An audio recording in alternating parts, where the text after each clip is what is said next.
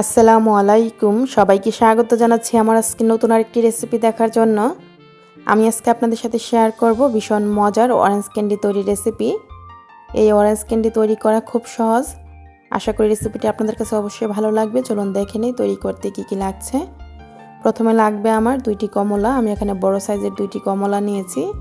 কমলার খোসাটা ভালো করে আমি ছাড়িয়ে তারপর ভিতরের যে সাদা রগগুলো সেইগুলো ভালো করে ফেলে দিতে হবে। তো কমলার কোয়াগুলো ভালো করে পরিষ্কার করে নিয়েছি। এখানে আমি বড় সাইজের 2টি কমলা নিয়েছি, আপনারা আপনাদের পরিমাণ মতো কমিয়ে বাড়িয়েও নিতে পারেন। তো চলে যাচ্ছি মূল রান্নাতে। প্রথমে আমি চুলায় একটা প্যান বসিয়ে দিয়েছি। এখানে দিয়ে দিচ্ছি 1 কাপ চিনি, তারপর দিয়ে দিব এখানে 4 টেবিল চামচ পানি। পানির পরিমাণটা কিন্তু বেশি দেওয়া যাবে না। আমি এখানে 4 টেবিল চামচ পানি দেওয়ার পর নেড়ে চুলাটা আমি অন করে মিডিয়াম আঁচে রেখেছি। কিছুক্ষণ পর যখন এরকম টকবগিয়ে বলক চলে এসেছে, চুলার আঁচটা ফুল আঁচে রেখে অপেক্ষা করছি এই চিনির সিরাপটা আরেকটু ঘন হয়ে যাওয়া পর্যন্ত। কিছুক্ষণ পর প্রায় 4 থেকে 5 মিনিট পর দেখুন এটা কিন্তু অনেকটা ঘন হয়ে গিয়েছে, এরকম আঠালো হয়েছে, 2 থেকে 3 তার হচ্ছে। তো আবার এভাবেও চেক করেও নিতে পারেন। এখানে নর্মাল পানিতে কিছুটা চিনির শিরা এভাবে একটু দিয়ে তারপর যখন দেখবেন এটা পানির সাথে মিশে যাচ্ছে না, নিচে পড়ে রয়েছে, আর এভাবে একটু টান দেওয়ার পর ঠিক এরকম হয়েছে। আপনাদেরকে একটু ভালো করে লক্ষ্য করলে বুঝতে পারবেন। এই যে দেখুন ঠিক এরকম, তখন বুঝবেন এটা পারফেক্ট এই অরেঞ্জ ক্যান্ডি তৈরির জন্য। ঠিক এরকম হবে। তো এখন আমি যে কমলার কোয়াগুলো রেখেছিলাম সবগুলো কমলার কোয়া দিয়ে দিচ্ছি। চুলার আঁচটা হাই হিটে রেখে আমি 1 মিনিটের মতো নেড়ে চেড়ে নিব।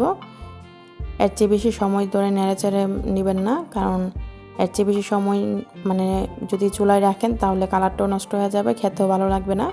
তো এইভাবে আমি 1 মিনিটের মতো রেখে তারপর চুলাটা বন্ধ করে দিচ্ছি। 1 মিনিট পর চুলাটা বন্ধ করে দিয়েছি আমি। এখন আমি নামিয়ে সরাসরি একটা বেকিং পেপারের উপর বিছিয়ে দিচ্ছি। তো কমলার কোয়াগুলো একটু একটা থেকে আরেকটা দূরত্ব বজায় রেখে তারপর এভাবে ছড়িয়ে দিতে হবে।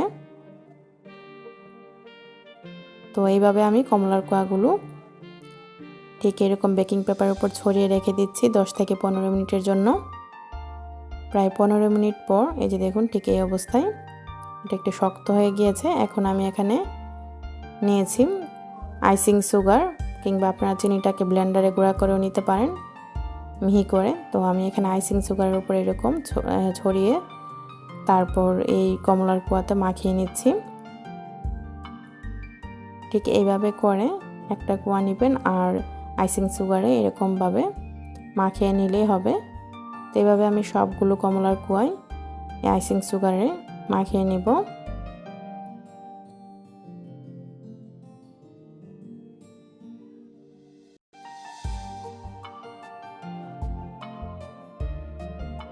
তো আমার সবগুলো কোয়াই কিন্তু এই চিনির গুঁড়াতে মাখানো হয়ে গিয়েছে। এখন আমি ফ্রিজে রেখে দিচ্ছি 10 মিনিটের জন্য।